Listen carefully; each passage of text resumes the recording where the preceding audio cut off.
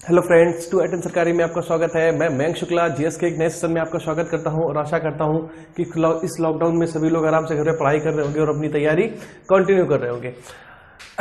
कल last class में हम लोगों ने डिस्कस किया था रिवॉल्ट ऑफ 1857, 1857 का विद्रोह।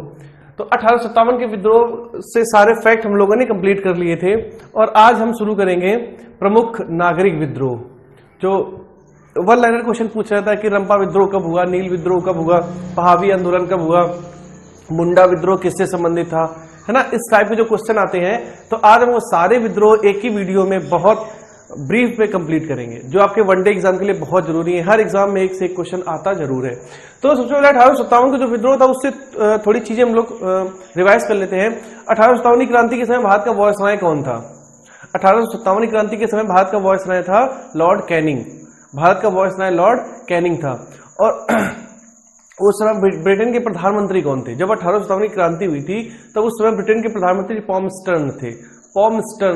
1857 की क्रांति भारत में किस जगह हुई थी, भारत के किस क्षेत्र में हुई थी? तो याद रखना, मध्य भारत और उत्तर भारत का वो क्षेत्र था जहां पे 1857 की क्रांति हुई थी। इसके बाद हमने किया था कि रानी लक्ष्मीबाई ने कहां नेतृत्व किया था? झांसी। तो रानी लक्ष्मीबाई की समय कब्र कहां है या कहां बनी है उनकी? तो वही वो ग्वालियर बनी है। और उन्होंने किसका सामना किया था? ह्यूरोज का। ह्यूरोज ने रानी लक्ष्मीबाई के लिए कहा था कि भारतीय सेना में ये मात्र एक वीर है। इसके बाद कानपुर में आ जाते तो कानपुर में नाना साहब थे, लखनऊ में बेगम हजरत महल थी, और बिहार के जगदीशपुर में कुंवर सिंह थे, और इलाहाबाद में लियाकत अली थे, और कर्नल उसमें दिल्ली में हडसन और निकोलस थे, और दिल्ली में बहादुर शाह जफर था। बहादुर शाह जफर का सेनापति बख्त खां था। बख्त खां को बहादुर शाह ने शाह बहादुर की उपाधि दी थी। और कानपुर में जो खत्म हुआ था, कानपुर में जो खत्म हुई थी वो दिसंबर 1857, स्टार्ट हुई थी 4 जून 1857, लेकिन लखनऊ में जो खत्म हुआ था वो 5 जून 1857, शुरू हुआ था 5 जून 1857 और खत्म हुआ था मार्च 1858 में। ठीक है, तो ये पॉइंट हम लोगों ने कुछ डिस्कस किए थे कल। ठीक है, आज हम लोग डिस्कस करेंगे प्रमुख नागरिक विद्रोह। प्रमुख नागरिक विद्रोह, प्रमुख नागरिक विद्रोह। यहां से बहुत प्रायोरिटी रहती है कि क्वेश्चन पूछा जाए। अगर ये वन लाइनर क्वेश्चन नहीं आता है तो मिलान करने के लिए आते हैं। ठीक है, नागरिक विद्रोह। अच्छा, नागरिक विद्रोह होते क्या है, इनसे क्या मतलब है?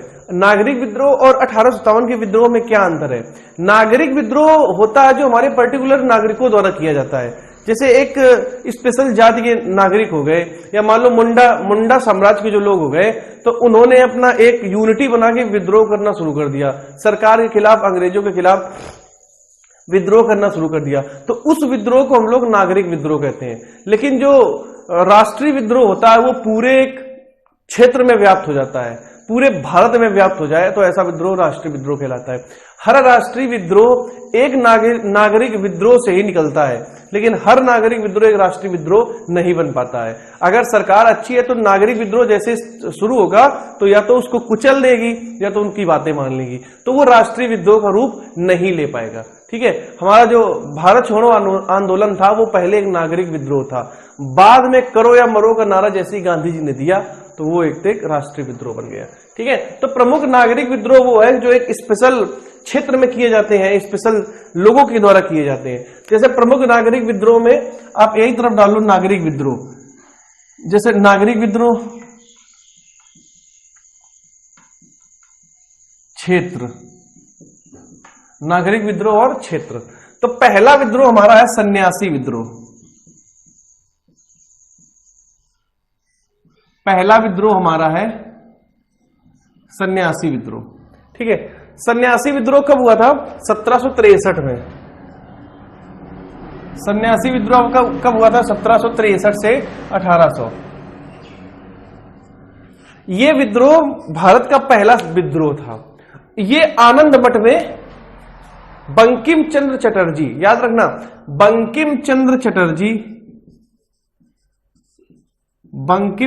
चटर्जी द्वारा लिखित द्वारा लिखित उपन्यास आनंद मठ। आनंद मठ ही आगे चलकर भारतीयों के लिए स्वतंत्रता का मार्ग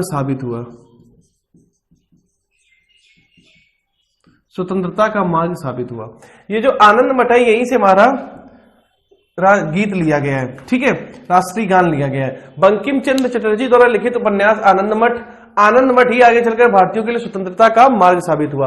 अब ये क्वेश्चन यहां से देखो कैसे क्वेश्चन आएगा। सन्यासी विद्रोह किससे संबंधित है? आनंद मठ। भारत का एकमात्र उपन्यास, भारत का ऐसा उपन्यास जिसमें किसी विद्रोह की चर्चा की गई है, ऐसा उपन्यास जिसमें किसी विद्रोह की चर्चा की गई है, आनंद मठ। आनंद मठ को किसने लिखा? बंकिम चंद्र चटर्जी द्वारा। आनंद मठ में जो सन्यासी विद्रोह वो कब हुआ? 1763 से 1800। अब देखो कुछ बच्चे इसमें दिक्कत करते हैं कि सर ये 1763 से 1800 ये क्या है? तो 1763 में शुरू हुआ और 1800 में खत्म हुआ। 1763 से शुरू होकर 1800 में खत्म हुआ। लगभग ये 37 साल चला था, ठीक है, लगभग ये विद्रोह 37 वर्ष चला था। तो भाई सन्यासी विद्रोह कब शुरू हुआ? 1763 से 1800। किसने शुरू किया? तो सन्यासी लोग जो थे वहां के, है ना। और किससे इन्होंने इसका वर्णन कहां किया गया है? तो आनंद मठ। आनंद मठ को किसने लिखा है? तो बंकिम चंद्र चटर्जी। ऐसा कौन सा उपन्यास है जिसमें एक विद्रोह का वर्णन किया गया है? आनंद मठ। ऐसा कौन सा उपन्यास है जिसको बेस मानकर भारतीयों ने आगे का रास्ता अपनाया था? आनंद मठ। यहां से ऐसे क्वेश्चन आएंगे, ठीक है। तो सन्यासी विद्रोह आपने समझ लिया, आनंद मठ। इसके बाद हमारा आता है वेलुपंथी विद्रोह। वेलुपंथी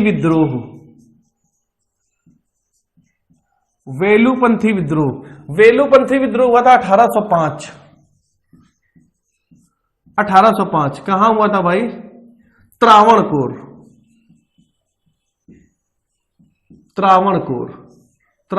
कहां भाई? केरल, ठीक है। वेलुपंथी विद्रोह हुआ था 1805 में त्रावणकोर में। इसके बाद हमारा नेक्स्ट आता है, पहला हो गया सन्यासी वेलुपंथी, फिर आता है किट्टर विद्रोह।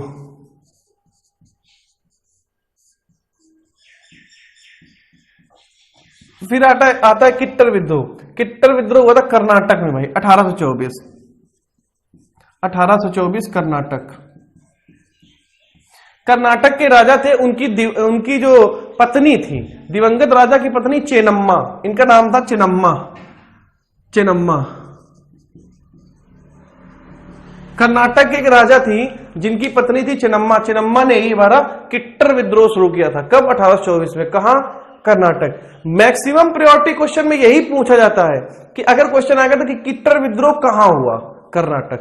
किट्टर विद्रोह कहां हुआ? कर्नाटक। वेलुपंथी त्रावणकोर। और सन्यासी विद्रोह जो था वो एक क्षेत्र का नहीं था, वो सारे सन्यासियों का था, ठीक है। जो सन्यासी होते हैं उनका सन्यासी विद्रोह था। कहां से लिया गया था? तो हमारे आनंद मठ से। किट्टर विद्रोह के बाद हमारा आता है गडकरी विद्रोह।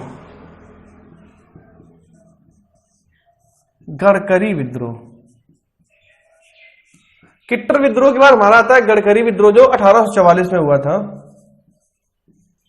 कहां? महाराष्ट्र में,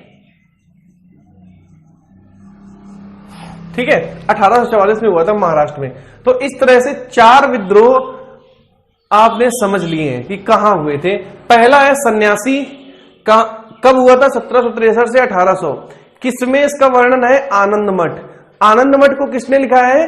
तो हमारा बंकिम चंद्र चटर्जी, ठीक है। और वेलुपंथी विद्रोह त्रावणकोर।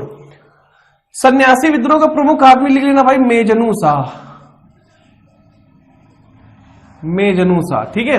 इसके बाद किट्टर विद्रोह आता है। किट्टर विद्रोह कर्नाटक में है, नेतृत्व तो किसने किया था? चेन्नम्मा ने। गडकरी विद्रोह कहां हुआ था? 1844 महाराष्ट्र। तो ये 4 विद्रोह आपने पढ़ लिए, सन्यासी, वेलुपंथी, किट्टर, गडकरी। सन्यासी, वेलुपंथी, किट्टर और गडकरी। वह कौन सा विद्रोह है जो एक उपन्यास से संबंधित हमारा? तो सन्यासी विद्रोह। ठीक है, कब हुआ था? 1763 से 1800।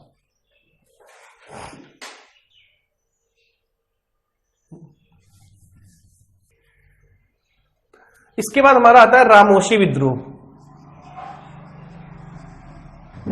रामोशी विद्रोह। रामोशी विद्रोह कब हुआ था भाई? 1822। कहां हुआ था? मराठा साइड में। ठीक है, महाराष्ट्र में एक मराठा वहीं हुआ था, मराठाओं के द्वारा ही हुआ था। ठीक है, रामोशी विद्रोह मराठा। ठीक है, इसके बाद आता है भील विद्रोह।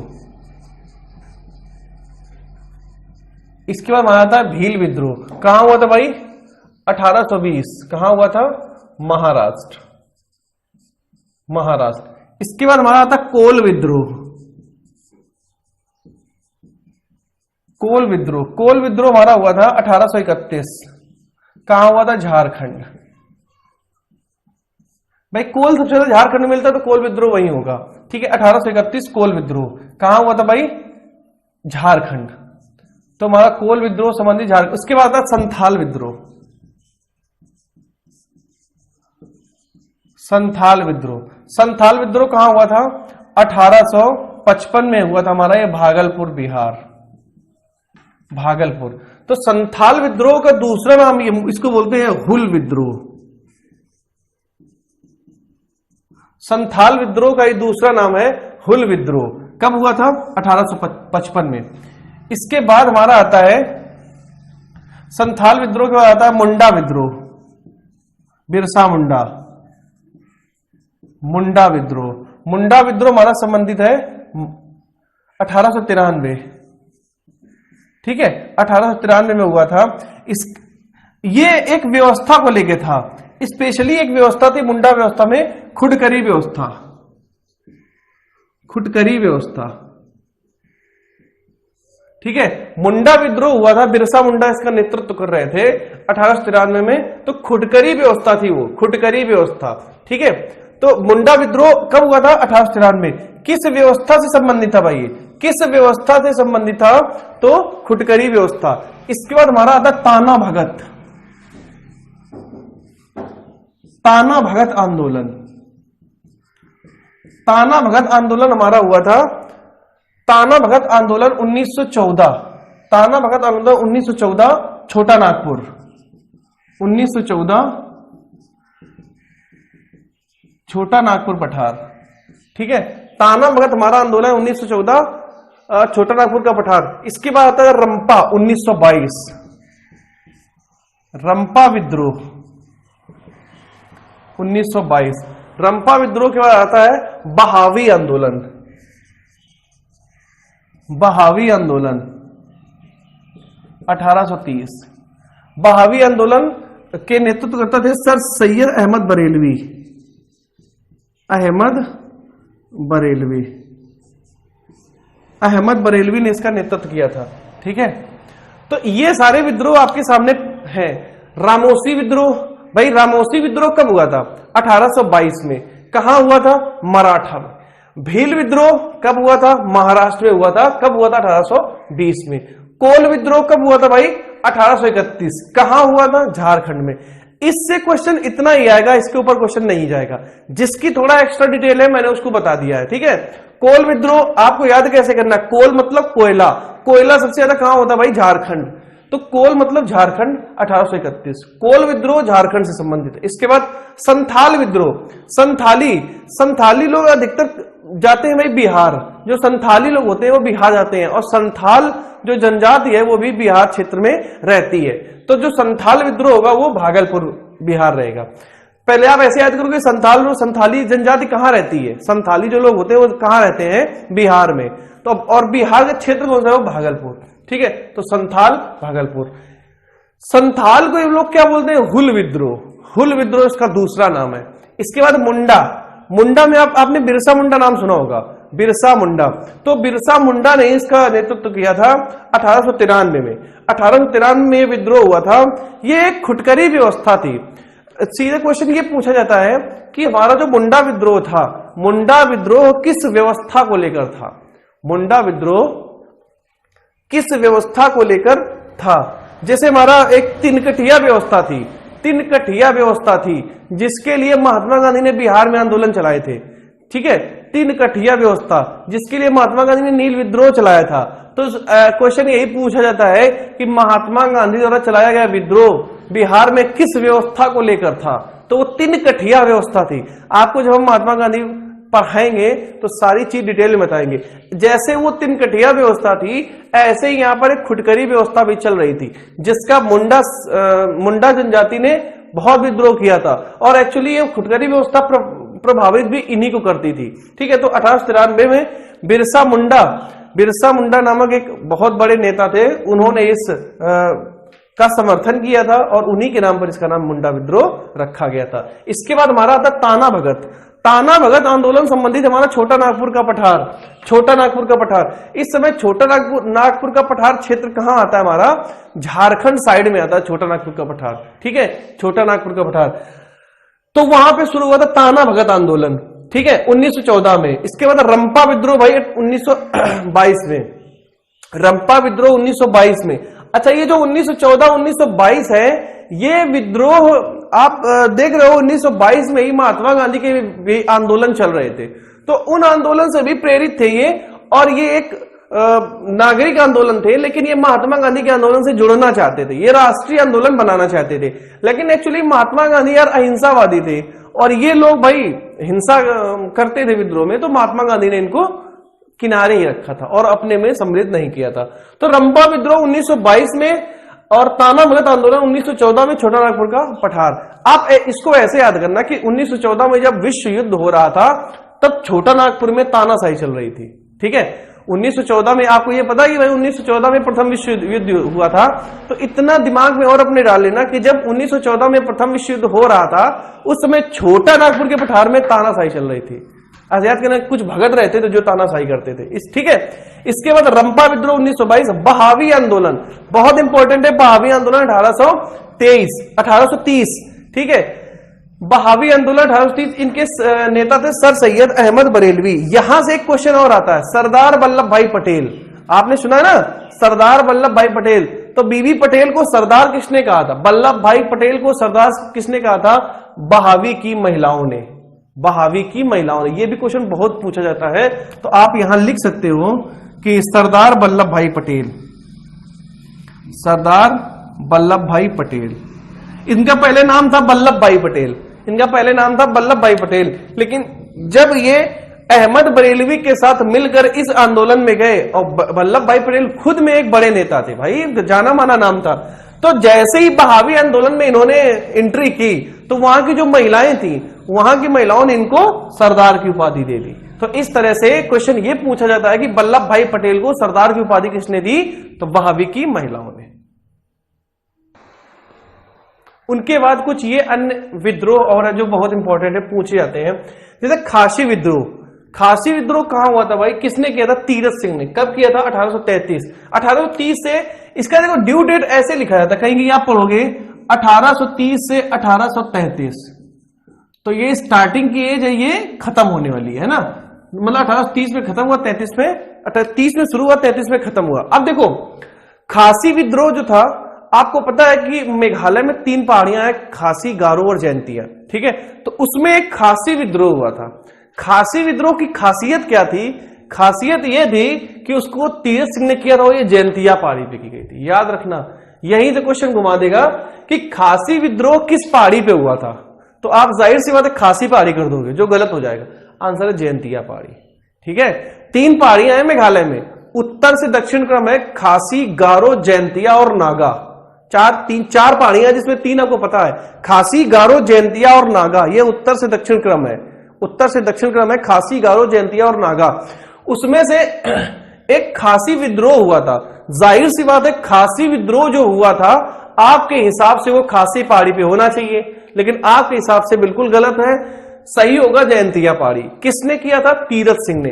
कब किया था? 1830 में। ठीक है, तो ये फैक्ट जरूर याद रखना। इसके बाद हमारा आता है अहोम विद्रोह, one of the most important. ठीक है।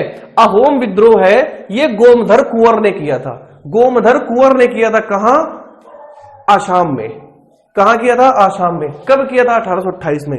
याद रखना बच्चों, जब भी ये आप विद्रोह याद करोगे सबसे ज्यादा प्रायोरिटी आप दोगे स्थान को, क्योंकि स्थान ही पूछे जाते हैं मैक्सिमम। ठीक है, स्थान के साथ साथ जिसमें जिसमें हमने उनके नेता के नाम लिखाए हैं वो तो आप याद ही कर लोगे, लेकिन स्थान तो आपको याद ही होने चाहिए। पाइका कहां हुआ था? उड़ीसा। अहोम कहां हुआ था? असम। खासी कहां हुआ था? जयंतिया। जयंतिया ना दे दे, अगर आपको मेघालय दे दे, राज्य दे दे मेघालय, तो मेघालय भी सही होगा। इसके बाद एक यहाँ पे मणिपुर विद्रोह भी हुआ था, जो मणिपुर में हुआ था, तो उसको लिखाने की जरूरत नहीं है क्योंकि मणिपुर विद्रोह आप मणिपुर लगा दोगे। तो पहला खासी विद्रोह कहां हुआ था? मेघालय में। मेघालय की कौन सी पहाड़ी थी वो? जयंतिया। किया किसने था? तीरथ सिंह ने। ठीक है। अहोम विद्रोह गोमधर कुंवर, असम। कब? 1828। पाइका विद्रोह उड़ीसा। याद रखना नरेंद्र मोदी ने अपनी स्पीच में इसी विद्रोह का वर्णन किया था, पाइका विद्रोह। ठीक है, पाइका विद्रोह का वर्णन किया था। और पाइका विद्रोह को हमारे जो इतिहासकार हैं इन्होंने स्वतंत्रता संग्राम की पहली लड़ाई बताया था। पाइका विद्रोह उड़ीसा में जो हुआ था, तो हमारे जो इतिहासकार हैं सब लोग बोलते हैं 1857 को स्वतंत्रता संग्राम की पहली लड़ाई वीडी सावरकर ने कहा था, लेकिन जो और इतिहासकार हुए हैं उन्होंने पाइका विद्रोह को स्वतंत्रता संग्राम की पहली लड़ाई बोला था, जो 1817 में हुआ था। कहां? उड़ीसा में। नेतृत्व किसने किया था? विद्याधर ने। विद्याधर ने। इसके बाद आता है हमारा फकीर विद्रोह। फकीर विद्रोह कहां हुआ था? बंगाल। कहां हुआ था? बंगाल। किसने किया था? मजनू शाह ने। कब किया था? 1776 में। फकीर विद्रोह कहां हुआ था? बंगाल में। किसने किया था? मजनू शाह ने। और कब किया था? 1776 में। ऐसे आप याद कर लेना भाई, कोई मजनू था वो फकीर हो गया। ठीक है, फिर वो बंगाल चला गया। तो कूका विद्रोह बहुत इंपॉर्टेंट है ये। कूका विद्रोह, राम सिंह कूका, नामी भैया इनका कूका था। राम सिंह कूका एक जनजाति थी जो पंजाब में रहती थी। ठीक है, तो कूका विद्रोह हुआ था 1840 से 1872। कूका विद्रोह किसने किया था? तो राम सिंह कूका। कहां किया था? पंजाब। कहां किया था? पंजाब। खासी, अहोम, पाइका, फकीर और कूका। ऐसे यदि खासी, अहोम, पाइका, फकीर और कूका किसने था? कहां? मेघालय, असम, उड़ीसा, बंगाल और पंजाब। ये आप एक पेज में लिख के 2-4 बार रिवाइज करोगे तुरंत याद हो जाएगा, लेकिन एक क्वेश्चन इससे आता पक्का है, ये याद रखना। Thank you. अब हम लोगों ने 1857 की क्रांति पढ़ ली, सारे इंपॉर्टेंट विद्रोह पढ़ लिए, है ना। अब इसके बाद हमारा फैक्ट स्टार्ट होता है कांग्रेस से। कांग्रेस, ठीक है। कांग्रेस, ये कांग्रेस क्या है, कब बनी, किसने बनाई, कौन कौन अध्यक्ष हुआ, किस जगह बनाई गई और उसका नाम क्या था, उसके पहले क्या क्या बना था, इसके सारी डिटेल हम आपको जानकारी देंगे। और आप यहां से नोट्स बनाना, प्रिपेयर करना बहुत अच्छे शुरू कर देना, क्योंकि यहां से जितने फैक्ट बनेंगे एक एक नंबर वाले, अब क्वेश्चन आपके इंपॉर्टेंट शुरू होंगे, क्योंकि यहीं से आधुनिक भारत का इतिहास, जो आधुनिक भारत का इतिहास शुरू होता है, वो इंपॉर्टेंट चीजें यहां से आती है। वैसे तो आधुनिक भारत का इतिहास शुरू होता है 1707 से, जब औरंगजेब की मृत्यु हो जाती है। ठीक है, जब औरंगजेब की मृत्यु होती है तो उसके बाद से हमारा आधुनिक भारत का इतिहास शुरू होता है। लेकिन जो परीक्षा के लिए जरूरी है, जहां से क्वेश्चन परीक्षा में बहुत सारे भर भर के आते हैं, वो यहां से है कांग्रेस से। कांग्रेस के बाद का जो पीरियड है, कांग्रेस 1885 से 2020 आज तक का जो पीरियड है, यहां से क्वेश्चन आते हैं बहुत सारे। कैसे क्वेश्चन आ जाए आपको भी नहीं पता। अब देखो ये कांग्रेस है क्या, कब बनी थी, किसने बनाई। तो कांग्रेस की स्थापना आप लोगों ने पढ़ी है कि भाई एक हमारे अंग्रेज सेवानिवृत्त अधिकारी थे, A.O. ह्यूम ने की थी। ठीक है, अंग्रेज सेवानिवृत्त अधिकारी थे, इन्होंने की थी। और इनकी बैठक चल रही थी बंबई के तेजपाल संस्कृत विद्यालय, बंबई के तेजपाल संस्कृत विद्यालय।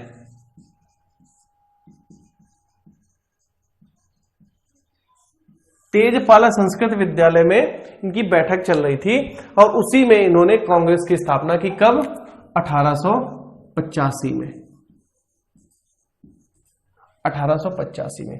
अब देखो कांग्रेस की स्थापना के पहले की पूर्वगामी जो संस्थाएं थी जो भारत में काम कर रही थी, तो जो भारत में काम कर रही थी वो हमारी देखो 1866 में इंडिया इंडिपेंडेंट लीग बनी थी दादा भाई नौरोजी के द्वारा।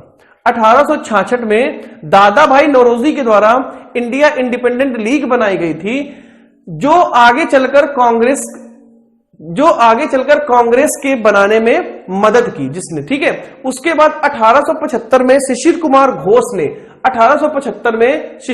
घोष ने इंडिया लीग की स्थापना की। 1875 में शिशिर कुमार घोष ने इंडिया लीग की स्थापना की। इंडिया इंडिपेंडेंट लीग किसने बनाई थी 1866 में? दादा भाई नौरोजी। जो आगे चलकर ये सारी जो संस्थाएं बता रहे हैं ये आगे चलकर कांग्रेस के बनने में बहुत सहायता करेंगी।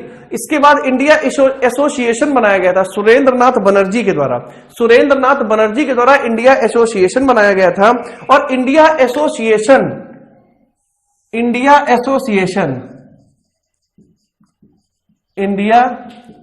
एसोसिएशन ही इसकी कांग्रेस की पूर्वगामी संस्था थी जो 1876 में बनी थी। 1876 में बनी थी। इसके बाद बंबई प्रेसिडेंसी एसोसिएशन भी बदरुद्दीन तैयब जी के द्वारा, फिरोज शाह मेहता के द्वारा बनाया गया था। बंबई प्रेसिडेंसी एसोसिएशन हमारे तैयब जी और फिरोज शाह मेहता के द्वारा बनाया गया था। तो सबसे पहले इंडिया इंडिपेंडेंट लीग बनी 1866 में दादा भाई नौरोजी के द्वारा, फिर इंडियन लीग बनी 1875 में शिशिर कुमार घोष के द्वारा। उसके बाद फिर इंडिया एसोसिएशन बना सुरेंद्र नाथ बनर्जी के द्वारा 1876 में। और उसके बाद 1878 या 79 के सीजन में बंबई प्रेसिडेंसी एसोसिएशन की स्थापना की गई फिरोज शाह मेहता और बदरुद्दीन तैयब जी के द्वारा। ठीक है, इतनी बातें के लिए जब देखो इतने एसोसिएशन बन गए, India independent league, Indian league और Indian association, Bombay presidency association, 4 जब एसोसिएशन बन गए और सारे एसोसिएशन बड़े बड़े नेताओं के द्वारा बनाए गए थे। ठीक है, तो उन्होंने सब ने मिलकर 1885 में क्या किया, एक कांग्रेस बनाई। तेजपाल संस्कृत विश्वविद्यालय जो था बंबई में, एओ ह्यूम की अध्यक्षता में, एओ ह्यूम की द्वारा बुलाई गई बैठक में ये सारे बड़े बड़े नेता वहां बैठे और इन्होंने एक एसोसिएशन बनाया कि यार ऐसा करो कि एक एसोसिएशन बना लो, 10 क्यों रख रहे हो ना, 10 की बदले एक एसोसिएशन बना के हम लोग आगे के लिए अपना सोचते हैं। तो इन्होंने क्या किया, 1885 में कांग्रेस की स्थापना कर दी। बंबई में की थी भाई, तेजपाल संस्कृत विद्यालय में एओ ह्यूम जो सेवानिवृत्त अंग्रेज अधिकारी था उनके सहयोग से ये बनाई गई थी।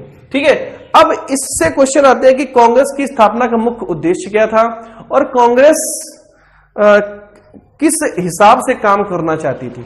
तो कांग्रेस का जो उद्देश्य था वो भारत का जो विभिन्न भागों में विकास है या कुछ स्पेशल भाग हैं जो छूट रहे हैं या किसी भाग का विकास होता चला जा रहा है और कोई भाग पीछे होता चला जा रहा है, तो भाई इनका मेन उद्देश्य था जो इन्होंने बताया था कि भारत के सभी लोगों को एक साथ रखकर हमें आगे बढ़ाना। ठीक है, तो इसके पहले अच्छा एओ ह्यूम, इसमें आपको लिखना है एओ ह्यूम कभी अध्यक्ष नहीं बना,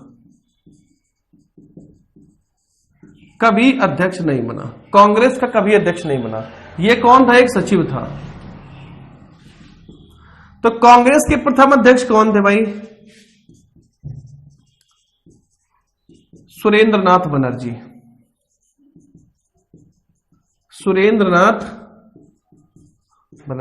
कांग्रेस के प्रथम अध्यक्ष कौन थे, सुरेंद्र नाथ बनर्जी। कांग्रेस के प्रथम मुस्लिम अध्यक्ष कौन थे भाई, कांग्रेस के प्रथम मुस्लिम अध्यक्ष तैयब जी, बदरुद्दीन तैयब जी। ठीक है, कांग्रेस के प्रथम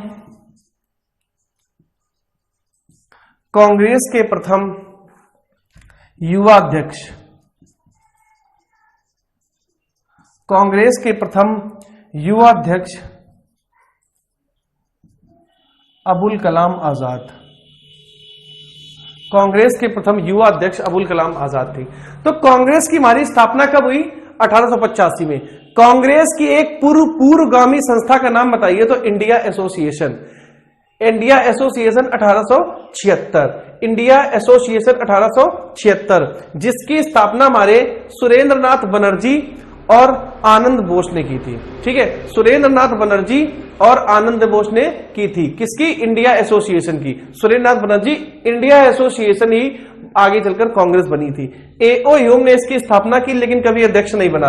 एओ ह्यूम कौन था? एक सेवानिवृत्त अंग्रेज अधिकारी। बंबई में इसकी स्थापना की गई थी। उस स्थान का नाम क्या है? तेजपाल संस्कृत महाविद्यालय। इसके बाद इनका प्रथम अध्यक्ष कौन था कांग्रेस का? सुरेंद्रनाथ बनर्जी। प्रथम मुस्लिम अध्यक्ष तैयब जी। प्रथम युवा अध्यक्ष अबुल कलाम आजाद। देखो 1885 में कांग्रेस बनी थी, तो 1885 से 1905 और 1905 से 1920 मान लो आप। 1885 से 1905, 1905 से 1920। इसको हम लोगों ने दो भागों में इसलिए डिवाइड किया क्योंकि 1885 से 1905 तक का जो युग था वो बहुत उदारवादी युग था। उदारवादी युग होने का मतलब इसमें फिरोज शाह मेहता टाइप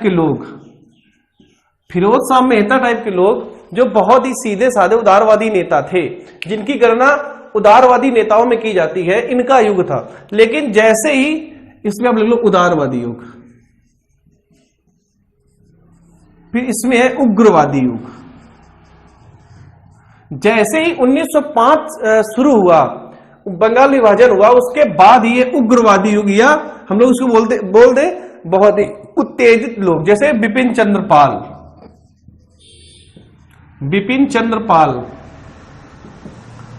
लाला लाजपत राय, इनका बोलबाला शुरू हुआ। मतलब जो 1885 से 1905 तक का युग था वो हमारा नरम युग था। फिरोज शाह मेहता टाइप के सीधे साधे लोग थे। ठीक है, लेकिन जो हमारा 1905 से 1920 तक का जो सेशन हुआ वो थोड़ा उग्रवादी युग हो गया। 1905 से 1982 बिपिन चंद्र पाल और हमारे लाला लाजपत राय ये इसमें नेता बन के निकले। अब देखो एक वॉयसराय का नाम आता है। एक क्वेश्चन और लिख लो भाई। 1885 में जब कांग्रेस बनी तब वॉयसराय लॉर्ड डफरिन था।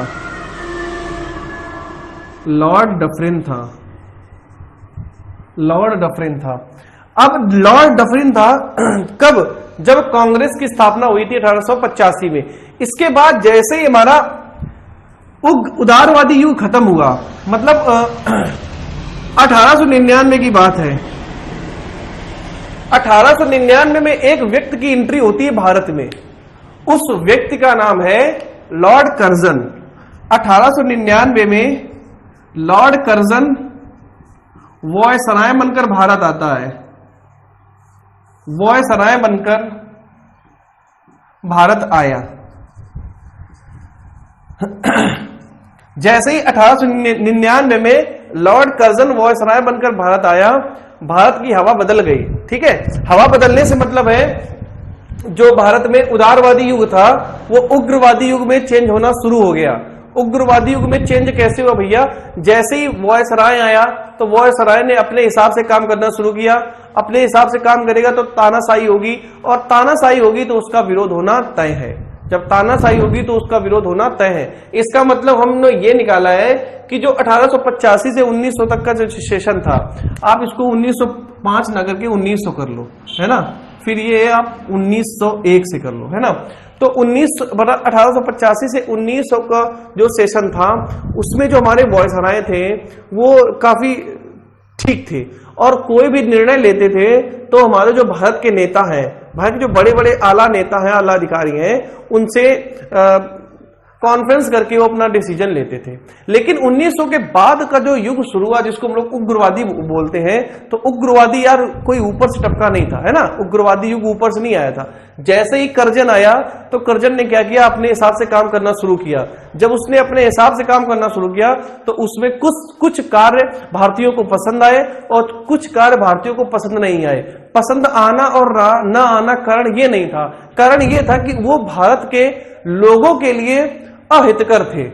ठीक है, भारत के लोगों के हित के लिए नहीं थे। और अगर कोई भी कार्य लोगों के लिए हित के नहीं होता है तो उसका विरोध शुरू हो जाता है। और जब विरोध शुरू होता है तो अगर उसको समझा दिया जाए तो ठीक है, अगर विरोध और ज्यादा हो गया तो विरोध विद्रोह में बदल जाता है। और विद्रोह भी अगर कंट्रोल नहीं हुआ तो विद्रोह आंदोलन में बदल जाता है। और अगर आंदोलन भी कंट्रोल नहीं हुआ तो उसके बाद काम खत्म हो जाता है ना। तो इसका मतलब ये है कि जैसे ही 1899 में कर्जन आया तो आते ही आते उसने भाई माहौल देखना शुरू कर दिया। और माहौल देखने में अंग्रेजों की एक नीति थी, फूट डालो राज्य करो, फूट डालो राज्य करो।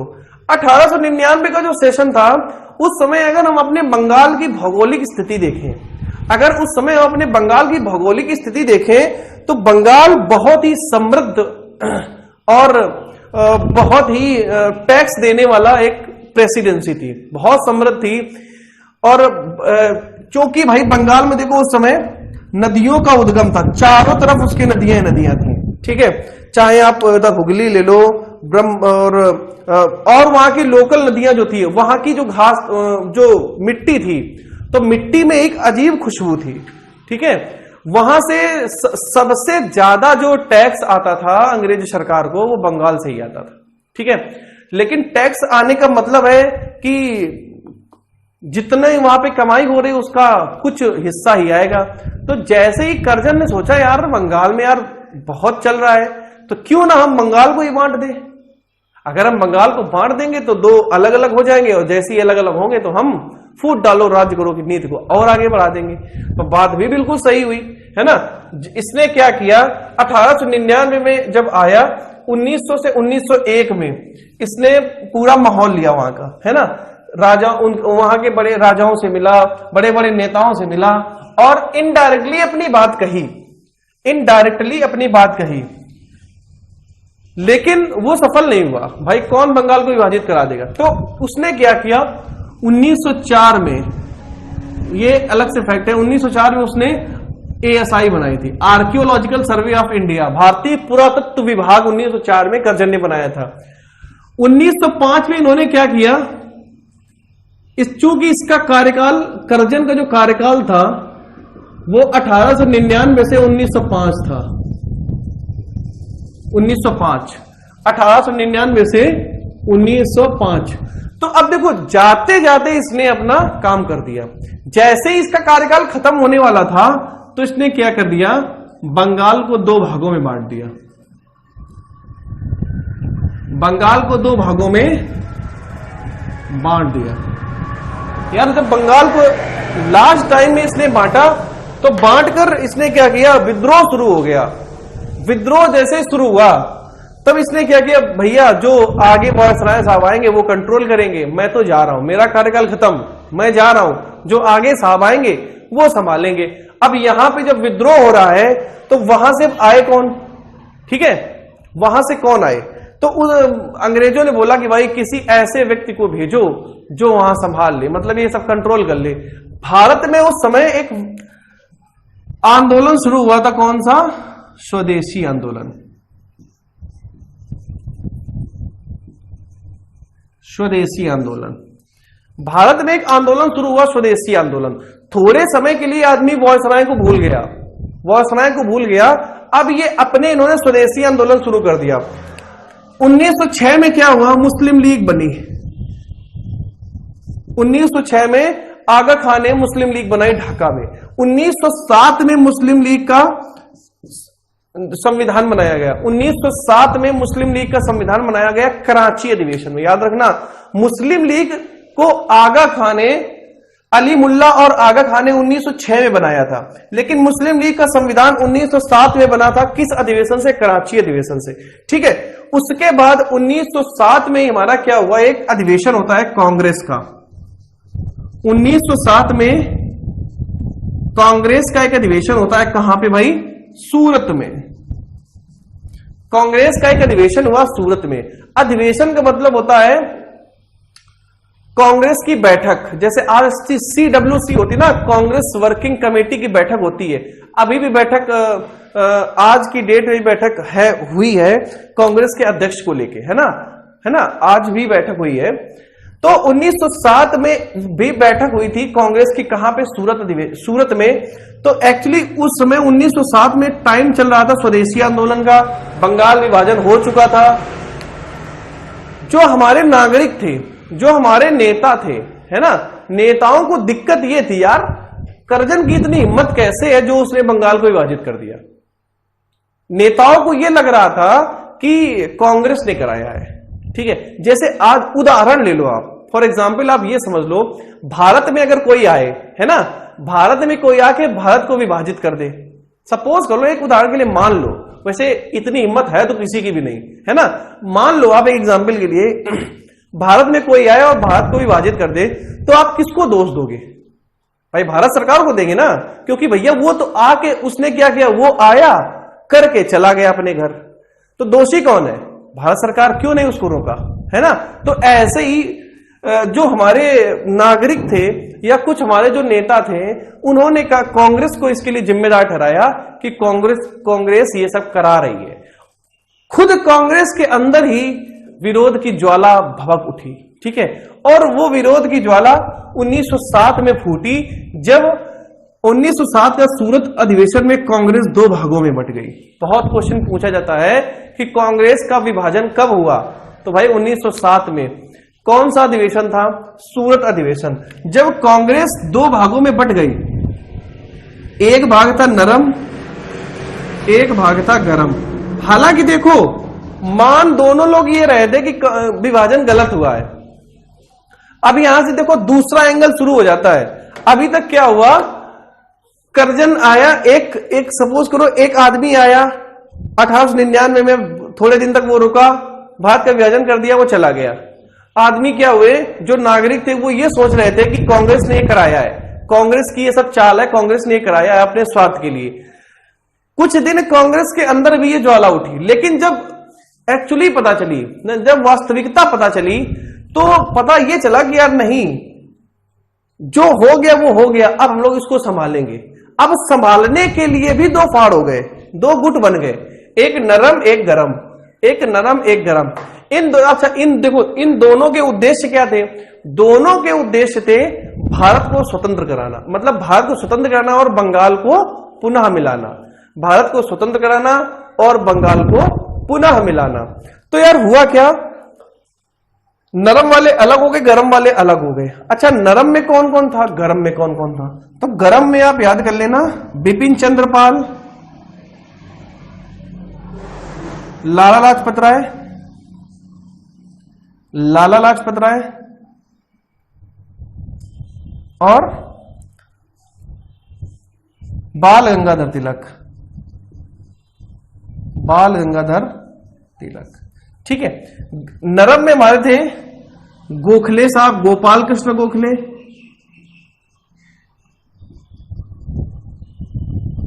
गांधीवादी टाइप के लोग, जो गांधीवादी लोग थे वो भी इन्हीं के अंतर्गत आते हैं, ठीक है। अब देखो यहां से क्या हुआ, नरम और गरम दो दलों में कांग्रेस बट गई। अब नरम वाले क्या कह रहे हैं, भैया ऐसा करो यार, अगर कोई गलती कर गया है तो उसको भूल जाओ, हम लोग शांति से आंदोलन करके अन्ना हजारे स्टाइल में भारत को स्वतंत्र कराएंगे और बंगाल को वापस बुलाएंगे। गरम वाले बोल रहे थे ये शांति आप अपने पास रखिए, अगर ये शांति आप पहले दिखाए होते तो शायद आज ये ना होता, ठीक है। अब हम इनको अपनी भाषा में जवाब देंगे। नरम गरम दोनों आपस में लड़ रहे हैं, अंग्रेजों की चाल कामयाब हो गई, फूट डाल दी, फूट डालने के बाद भी दोनों एक ना हो पाए, गरम और नरम बन गया। अब देखो अंग्रेज वहां से ऊपर से आराम से बैठे बैठे वाह देख रहे हैं, देखो these are all Indian doggies, है ना, ऐसे ही बोलते थे वो, Indian and doggies are not allowed in this area. ठीक है, वो हंस रहे हैं, यहां पे हम लोग भिड़ रहे हैं। इसके बाद क्या हुआ, आता है हमारा 1911, ये हुआ। इसके बाद देखो स्वदेशी आंदोलन चलता रहा, स्वदेशी आंदोलन चलता रहा। इसमें स्वदेशी आंदोलन किससे संबंधित था भाई, बंगाल विभाजन से। स्वदेशी आंदोलन का मतलब ये था, जैसे आज चल रहा है ना, चाइनीज बैन करो स्वदेशी अपनाओ, चाइनीज बैन करो स्वदेशी अपनाओ। बाबा रामदेव योगा सिखा रहे हैं, ये कर रहे हैं, वो कर रहे हैं, है ना। कोरोनिल विला रहे हैं, हालांकि सुप्रीम कोर्ट से बैन लग गया था, फिर से बैन हट गया है। ठीक है, तो स्वदेशी का मतलब है उस समय जितने भी अंग्रेजी चीजें थी, जितने भी अंग्रेजों द्वारा बनाई गई वस्तुएं थी और अंग्रेजों द्वारा भारत लाई गई चीजें थी, उनको खत्म किया और उनकी जगह पर अपनी चीजें शुरू की। ठीक है, बोला यह जाता है कि इसी समय महात्मा गांधी ने भी अपने कपड़े त्याग दिए थे। ठीक है, क्या आपने महात्मा गांधी को कभी कोट पैंट पहने हुए देखा है? ठीक है, बिल्कुल नहीं। हालांकि वो कोट पैंट पहनते थे, चूंकि एक बैरिस्टर थे तो एक वकील की बेस में रहते थे।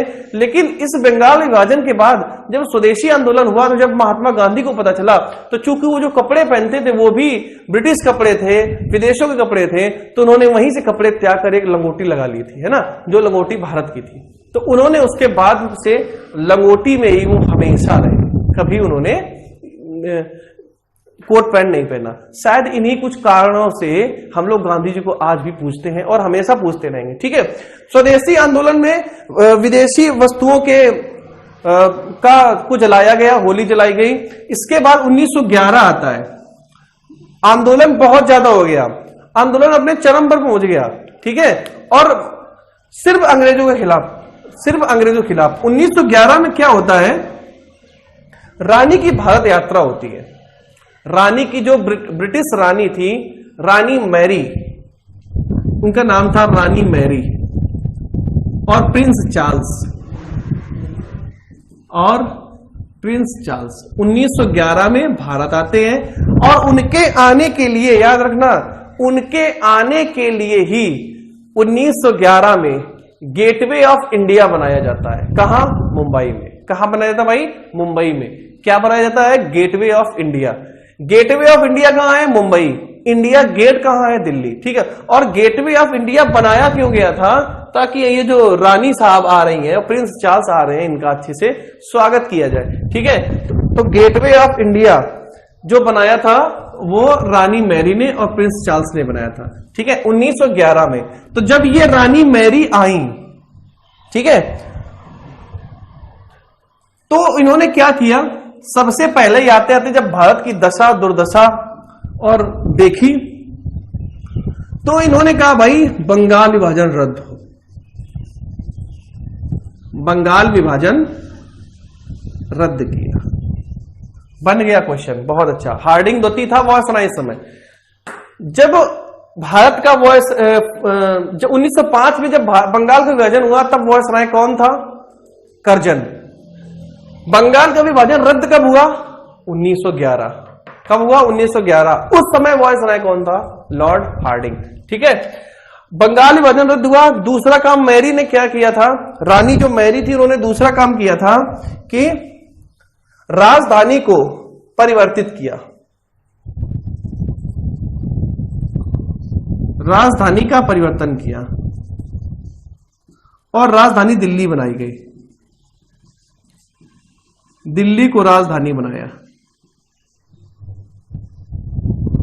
राजधानी परिवर्तन किया और दिल्ली को राजधानी बनाया। तो 1911 के जो विलय पत्र था जो रानी मैरी ने जारी किया था, उसमें क्या बंगाल विभाजन रद्द हुआ? बंगाल विभाजन रद्द। और 1912 में क्या हुआ था? राजधानी परिवर्तन। राजधानी परिवर्तन। ये सब वायसराय समय कौन था? हार्डिंग दोती। याद रखना भाई, हार्डिंग दोती। ठीक है, हार्डिंग दोती। 1905 के बाद हमारा आए थे मार्ले मिंटो, है ना, और उसके बाद आए थे हार्डिंग दोती। में राजधानी परिवर्तन हुआ, तो राजधानी कहां से? कोलकाता से दिल्ली। कोलकाता से दिल्ली लाई गई। उसके बाद इन्होंने क्या किया भाई, बिहार जो था, बिहार को बंगाल से अलग किया। बिहार को बंगाल से अलग किया और उड़ीसा को बिहार में ऐड किया, उड़ीसा को बिहार में जोड़ा।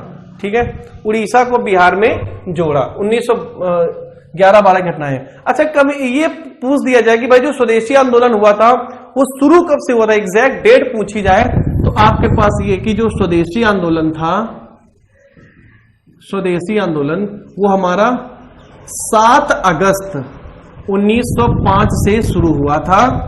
कहां से? कलकत्ता के टाउन हॉल, कलकत्ता के टाउन हॉल से। स्वदेशी आंदोलन 7 अगस्त 1905 को कलकत्ता के टाउन हॉल से शुरू हुआ। ठीक है, इसके बाद हमारा जो 1907 का सूरत अधिवेशन था, 1907 का सूरत अधिवेशन, देखो क्वेश्चन कैसे पूछा जाएगा। इसमें क्या हुआ, कांग्रेस 2 भागों में बटी थी, नरम और गरम। इस अधिवेशन की अध्यक्षता किसने की थी? तो रासबिहारी बोस, रासबिहारी बोस। 1905 में ये संजीवनी पत्रिका निकली थी, संजीवनी पत्रिका निकली थी। ठीक है, 1905 में ही संजीवनी पत्रिका निकली थी और 1905 में ही इंडिया हाउस की स्थापना की गई थी ब्रिटेन में। 1905 में श्यामजी कृष्ण वर्मा के द्वारा, श्यामजी कृष्ण वर्मा के द्वारा ब्रिटेन में इंडिया हाउस की स्थापना की गई थी। 1905 में संजीवनी पत्रिका निकली। स्वदेशी आंदोलन 7 अगस्त 1905 से शुरू हुआ कलकत्ता के टाउन हॉल से। 1907 में जो सूरत अधिवेशन हुआ था उसकी अध्यक्षता रासबिहारी बोस ने की थी। इसका एक मेन उदाहरण था नरम और गरम दल में बंटना या कांग्रेस का विभाजन। हार्डिंग दत्ती 1911 में भारत आया जब बंगाल विभाजन रद्द किया गया। रद्द किसने किया था? रानी मैरी और प्रिंस चार्ल्स ने। 1912 में राजधानी परिवर्तन हुआ, कलकत्ता से दिल्ली आ गई जो आज तक है। इसके बाद बिहार को बंगाल से अलग किया गया, बंगाल और बिहार अलग अलग हो गए। उड़ीसा को किसमें डाला गया था? बिहार में। ठीक है, आज की क्लास हम लोग यही खत्म करते हैं। नेक्स्ट क्लास में हम इसके आगे बहुत अच्छे अच्छे फैक्ट्स के साथ आपसे मिलेंगे। तब तक खुश रहिए, मस्त रहिए, मुस्कुराते रहिए, अपने आप को सुरक्षित रखिए, कोरोना से अपने आप को बचाइए। एग्जाम आपके नवंबर दिसंबर में जरूर होंगे, उसके लिए भी तैयार रहिए।